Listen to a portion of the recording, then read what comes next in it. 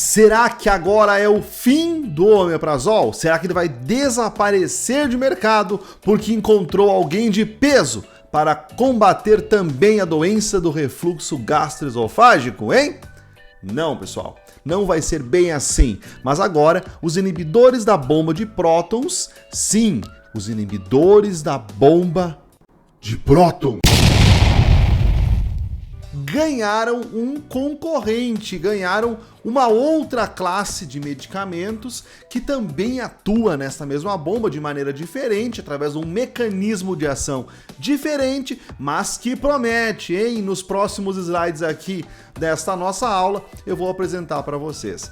Eu sou o professor José, sou professor de farmacologia e fisiologia há um bom tempo, professor da plataforma Farmacologia Aplicada R2A, que você pode consultar aqui no link embaixo desse vídeo, e eu sou muito grato em ter você aqui no nosso canal do YouTube, que já passou de 20 mil seguidores e o céu é o limite. Se você não está inscrito, já clique em inscrever-se e ative as notificações para não perder nenhum vídeo, porque aqui no canal Farmacologia Fácil é vídeo toda semana de farmacologia, fisiologia e terapêutica.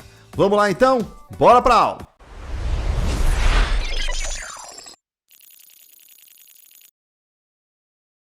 Bem, a vonoprazana é este medicamento inovador que surgiu nos últimos anos e que promete concorrer com a classe dos inibidores da bomba de prótons no combate das anormalidades na secreção ácida do nosso estômago. Então, a classe da vonoprazana é a classe dos bloqueadores ácido competitivo de potássio, ou PCABs.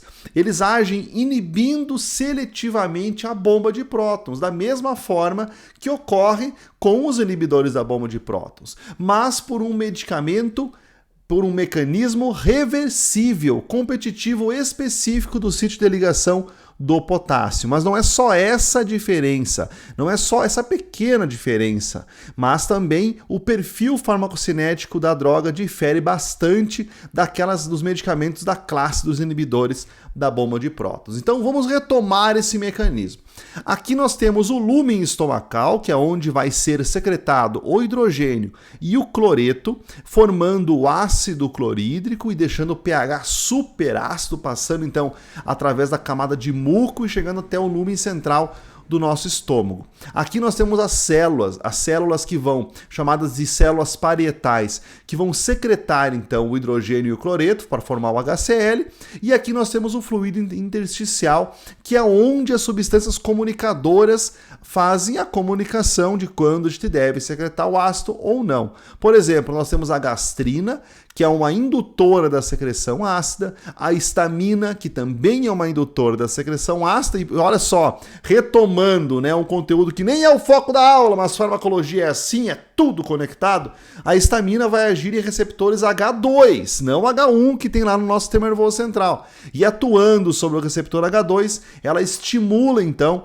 também a secreção ácida, por isso que os antagonistas de receptores H2 de histamina, cimetidina, ranitidina e outros, são também medicamentos para que diminuem a secreção do ácido clorídrico. E a acetilcolina, o principal indutor, né, da secreção ácida lá no nosso estômago. Então, eles fazem essa indução. E aí nós temos aqui a secreção do hidrogênio em troca de potássio. Aqui nós temos a bomba de prótons, essa bomba tão famosa que reside nas células parietais do nosso estômago. E a bomba de prótons, então, ela gasta o ATP e troca o potássio que está no lúmen do nosso estômago pelo hidrogênio que está dentro da célula parietal, que adveio, né, que surgiu a partir da água que é absorvida. Estão vendo que a água penetra na célula parietal, dá origem a hidrogênio e a hidroxila vai dar origem junto com o CO2, a partir da atividade de uma enzima chamada anidrase carbônica, ao bicarbonato, que vai ser secretado para o fluido intersticial novamente, em troca do cloreto, que vai para o nosso estômago. Olha como tudo é conectado, pessoal. A água entra na célula e, no final de contas, ela auxilia a entrada do cloreto, que então vai dar origem ao próton e ao cloreto, que vai resultar no aumento do ácido clorídrico no nosso lumen estomacal. Então, a bomba de prótons ela é inibida por dentro pelo IBP. Como assim, professor? A gente ingere o inibidor da bomba de prótons e ele é extremamente sensível à acidez do estômago. Então, ele precisa ser revestido. Primeiro problema do uso de inibidores da bomba de prótons. Então ele vai passar pelo estômago íntegro, chegar até o intestino, ser absorvido e depois de ser metabolizado, e boa parte é metabolizado, inclusive com uma biodisponibilidade muito pequena, vai chegar então por trás da célula, olha só, pelo fluido intersticial, para se conectar pelo lado de dentro da bomba de prótons e inibir irreversivelmente essa bomba. Então, após a inibição irreversível dessa bomba, essa bomba vai ser destruída, vai ser degradada lá na membrana plasmática e uma nova bomba de prótons precisa ser colocada no lugar. Então, esse é o papel dos inibidores da bomba de prótons. Já a vonoprazana, ela vai, deixa eu voltar aqui na imagem, ela vai inibir o sítio de ligação de potássio e ela é extremamente resistente ao volume ácido do nosso estômago. Então a vonoprazana ela vem pelo ácido clorídrico mesmo, pelo lúmen estomacal e vai se ligar diretamente aqui no canal, no local de ligação do potássio, impedindo que haja essa troca, que a bomba funcione de maneira reversível, não vai destruir a bomba de prótons, e assim o hidrogênio não é secretado. Aos poucos o ácido clorídrico vai diminuindo. Então é um mecanismo diferente dessa nova classe de inibidores competitivos do transporte do potássio. Então a vonoprazana também é metabolizada principalmente pelas principais CYPs, pelas principais subfamílias da P450. Então eu optei por trazer esse tema aqui para vocês, para que a gente também discuta sobre isso. Um novo medicamento com um perfil farmacológico melhor, mas ele também tem algumas características que limitam o uso dele. Por exemplo, a vonoprazana é metabolizada pelo tecido hepático também, especialmente pela CYP3A4, a principal subfamília da P450, e parcialmente então pela CYP2B6, 2C19, que é a principal para o que vai envolver muitas interações medicamentosas do omeprazol, e a CYP2D6. Se você não caiu nesse vídeo, né, começou a estudar porque queria saber mais sobre essa classe, daí agora eu comecei a falar de farmacocinética, CYP para cá, CYP para lá, e se perdeu completamente, vai aqui na playlist do nosso canal e encontre as aulas de farmacocinética, introdução à farmacologia, que lá eu explico detalhadamente o que são, melhor dizendo, as subfamílias da P450 e o que significam essas siglas, né, que eu acabei de citar. Então, a vonoprazana exibe um efeito inibitório também, que vai depender do tempo de uso do medicamento, sobre algumas subfamílias, e isso foi encontrado in vitro. Mas não quer dizer que não seja encontrado em vivo, porque agora no mercado começam a aparecer alguns problemas que antes, exclusivamente no laboratório, não se existia. Então ela é uma inibidora enzimática também, parecida com os inibidores da bomba de prótons. Então não é assim também, ela chegou sem ter nenhuma interação medicamentosa, como os inibidores da bomba de prótons têm em punhados, né? Ela também faz algumas interações de biotransformação e sofre interações de biotransformação. Por exemplo, algumas interações que já estão na bula da vonoprazana. A claritromicina, a eritromicina aumentam as concentrações da vonoprazana. E a vonoprazana aumenta até 1,9 vezes as concentrações do midazolam. Então existe interação medicamentosa também com essa classe. Mas por que buscar então uma nova classe de medicamentos para substituir os inibidores da bomba de prótons? Então aqui nós temos algumas características que justificam a busca de uma nova classe para substituir os inibidores da bomba de prótons. Olha só, a ingestão no momento apropriado em relação às refeições. Essa é uma característica que é muito importante para os inibidores da bomba de prótons. Ela tem a sua maior atividade eles têm a maior atividade apresentada quando administrados em jejum, diferente da classe dos PKBs. Muito bem. Então, Outra característica dos inibidores da bomba de prótons: a administração oral com formulações com revestimento entérico são necessárias, diferente dos PKBs também. Existe um atraso no início do efeito, podendo demorar até 3 a 5 dias para começar a fazer efeito. Eles apresentam uma baixa disponibilidade, uma meia-vida extremamente curta, de 1,5 até 2 horas. Existe também uma variabilidade interindividual de farmacodinâmica e atividade clínica devido a vários polimorfismos que podem acontecer na P450 e que modificam, assim, muito intensamente o metabolismo dos inibidores da bomba de prótons. Ocorre também com o uso clínico nessa classe uma falta de supressão ácida sustentada, existe um escape ácido noturno presente com os inibidores da bomba de prótons e eles causam diversas interações medicamentosas. Então, pensando nessas características que de certa forma são limitadoras do tratamento dos IBPs, que surgiu então essa nova classe e que daí trazem novas características. Por exemplo, eles têm um início de ação mais rápido devido a uma superconcentração da vonoprazana nos canalículos diretamente da célula parietal e no sítio de ação luminal. Então ela tem uma ação direta e altamente concentrada, possibilitando então uma terapia por demanda muito mais específica do que com os IBPs, que demoram até começar a fazer efeito. O efeito de supressão completa da acidez a partir da primeira dose, em comparação a 4, 5 dias de administração dos IBPs, lembrando que a vonoprazana também é uma administração diária. Ela apresenta efeitos mais confiáveis e menos variáveis, né? Pensando no metabolismo, inclusive não envolve tanto a CYP2C19, que é uma das principais causadoras das interações dos IBPs. Eles apresentam também uma supressão de ácido mais potente e com uma maior duração de ação. Ao contrário dos IBPs, podem inibir fortemente a secreção ácida independente do estado de secreção ácida, ou seja, tanto faz se está em jejum ou não. E ao contrário dos IBPs convencionais, é estável em meio ácido, portanto não necessita de fornecimento de nenhum revestimento entérico para poder ser administrado por via oral. Sendo assim, todas as indicações que os IBPs já têm em bula e que são utilizados no dia a dia da clínica são indicações também dos PKBs. Por exemplo, tratamento de úlcera gástrica, tratamento de úlcera duodenal, de esofagite de refluxo, na manutenção, né, da esofagite erosiva, na prevenção de recidiva de úlcera gástrica e úlcera duodenal e na prevenção de recidiva de úlcera gástrica ou duodenal durante o uso, por exemplo, de anti-inflamatórios não esteroidais. Então, as mesmas indicações muito parecidas que as dos IBPs é o que se propõe então essa nova classe de inibidores da secreção ácida.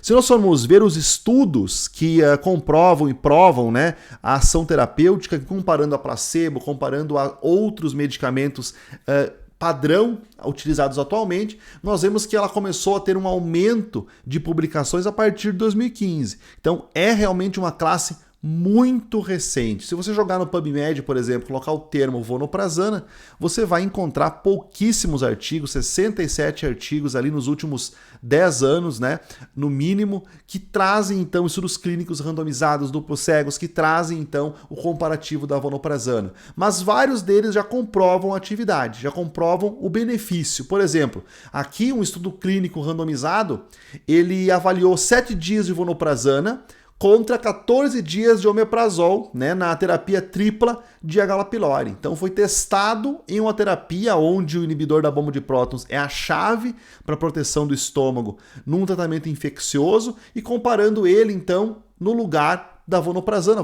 melhor dizendo, no lugar do omeprazol na metade do tempo, na metade dos dias. Então foram avaliados 122 indivíduos, eles foram randomizados, alguns receberam então vonoprazana e outras o omeprazol, e as taxas de erradicação de H. pylori do grupo de 7 dias e 14 dias foi diferente, olha só, foi de 96,7% naquela que utilizou a vonoprazana e 88% naquela que utilizou o omeprazol. Foi significativo o suficiente? Não foi, mas houve uma diferença de porcentagem, respectivamente. Claro que além do efeito terapêutico, sempre é avaliado efeitos adversos. E nesse caso, todos os grupos tiveram efeitos adversos leves, normalmente relacionados ao gosto amargo, náusea e tontura. Então, nesse estudo de 2021, houve uma diferença, mas não foi significativa entre o uso de vonoprazana e omeprazol. Nesse outro estudo, então, nós temos o efeito na acidez, na inibição do ácido de vonoprazana 20mg, comparado a esomeprazol, rabeprazol e rabeprazol, num estudo randomizado também, estudo clínico randomizado. Então, o efeito inibidor ácido na vonoprazana foi significativamente maior do que o do esomeprazol e do rabeprazol no dia 1 e 7. A diferença, então, ela foi significativa utilizando a vonoprazana em comparação aos outros, e que são inibidores da bomba de prótons. Então, já um outro estudo de 2021 que traz uma significância maior no resultado de diminuição da secreção ácida em comparação da nova classe com os inibidores da bomba de prótons. Será que aumentando a amostra, aumentando o número de pacientes, a vonoprazana não apresentaria diferença em comparação aos outros no tratamento de infecções por H. pylori? Então, nesse artigo de 2022, foi testada a vonoprazana na terapia tripla ou dupla contra H. pylori. E olha só, um total de 1.046 pacientes foram randomizados e a taxa de erradicação de resultados primários, cepas não resistentes, terapia tripla de vonoprazana foi de 84,7%, terapia dupla 78,5% versus terapia tripla de lansoprazol 78,8%.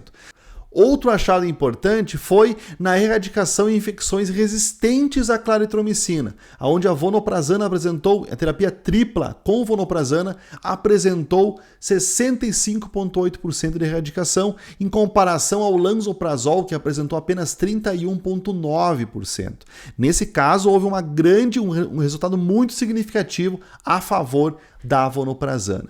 Sendo assim, então, ambos os regimes baseados em vonoprazana, terapia tripla ou dupla, foram superiores à terapia tripla baseada em inibidores da bomba de prótons, especialmente em cepas resistentes já à claritromicina, já dando uma ideia que talvez daqui a um tempo, quando a pessoa já tratou com os inibidores, com os erradicadores da H. pylori clássicos, tem uma nova opção surgindo no mercado, talvez, com a vonoprazana para esses pacientes tentarem erradicar de vez, então, infecções por H. pylori.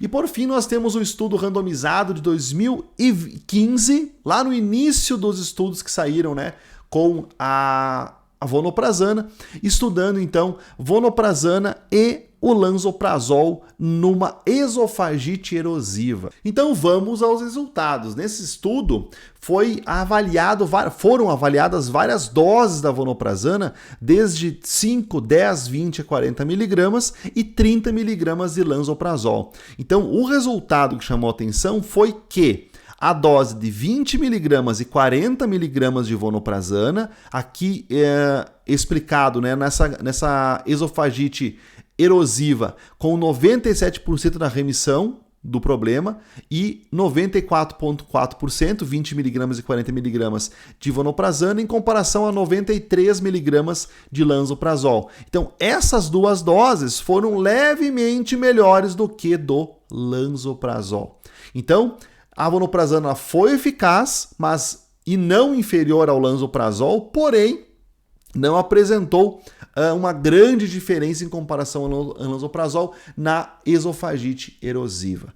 Então podemos chegar na seguinte conclusão. É uma nova classe de inibidores da bomba de prótons com um mecanismo um pouco diferente.